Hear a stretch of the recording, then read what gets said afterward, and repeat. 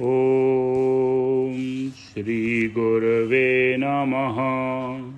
ओम शांति शांति शांति। ध्यानमूलं गुरुमूर्ति, पूजामूलं गुरुर्पदं, मंत्रमूलं गुरुर्वाक्यं, मोक्षमूलं गुरुः कृपा। ओम शांति शांति शांति।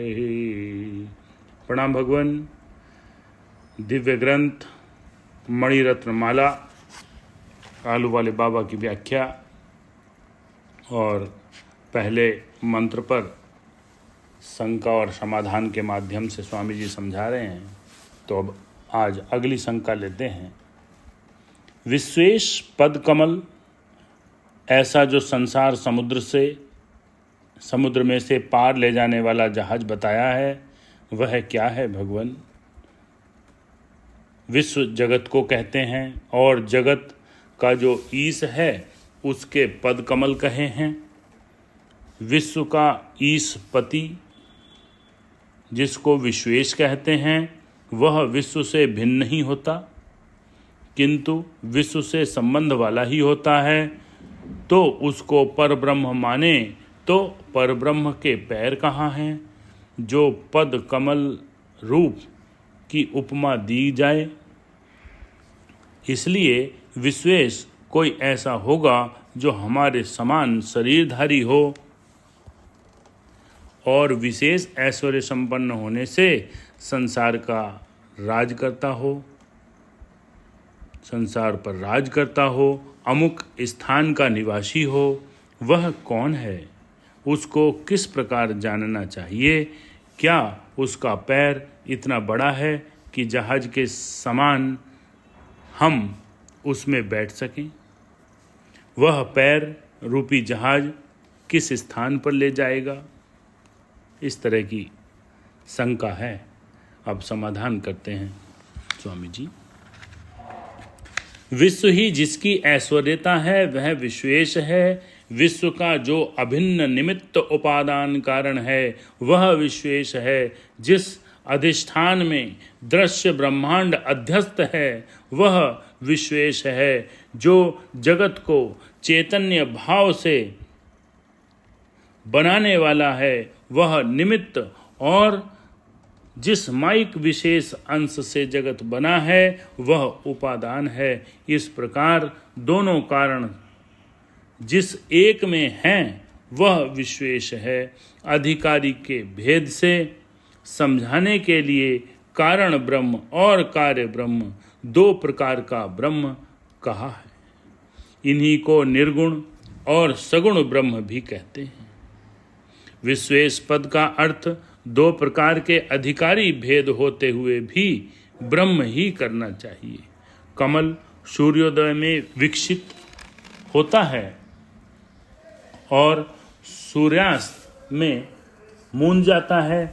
इसलिए विश्वेश के पद को कमल की उपमा देकर यह सिद्ध किया है कि उसमें सृष्टि का दृश्य और लय दोनों होते हैं। दृश्य और लय विश्वेश के पाद हैं। पाद कहने से मात्र पैरों का ही अर्थ नहीं है। जैसे शरीर का एक किंचित अंश पैर होते हैं, इसी प्रकार विश्वेश के किंचित अंश में जगत की स्थिति और लय है। अंश अंशी भाव ब्रह्म में नहीं है। माइक तुच्छता समझाने के लिए अंश अंशी भाव कहा है। कारण ब्रह्म जगत से संबंध वाला नहीं है और कार्य ब्रह्म माया सहित समझाने के लिए कहा है, वह भी संबंध वाला नहीं है। जैसे स्फटिक के ऊपर रखे हुए गुड़हल के फूलों से लाल दिखने लगता है, ऐसा दिखने वाला कार्य ब्रह्म है।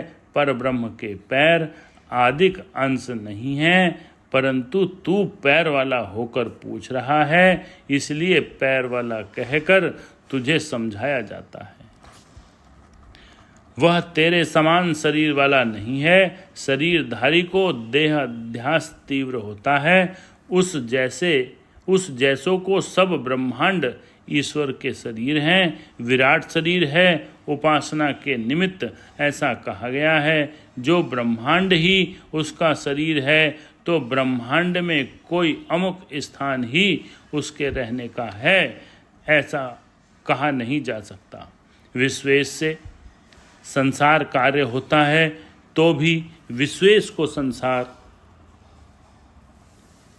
नहीं है और संसार विश्वेश का भी नहीं है। उसको जानने के लिए सद्गुरु की शरण होना चाहिए, जो जैसा अधिकारी है उसको उसके अधिकार के अनुसार उपदेश करके गुरुदेव ही ठीक ठीक समझा सकते हैं। उसका पैर बहुत ही बड़ा है, वह सब ब्रह्मांड है, उसमें सब ब्रह्मांड है। उसमें होती हुई संसार की स्थिति और लय रहित हो जाना, उसमें बैठना है। वह ऐसा विलक्षण जहाज है कि उसमें बैठते ही तत्क्षण पार हो जाता है। जहाज को चलाना भी नहीं पड़ता और न एक स्थान से दूसरे स्थान पर उस को जहाज के लिए कोई स्थान है। बहुत ही सुंदर समझाया भगवान। ओम शांति शांति शांति।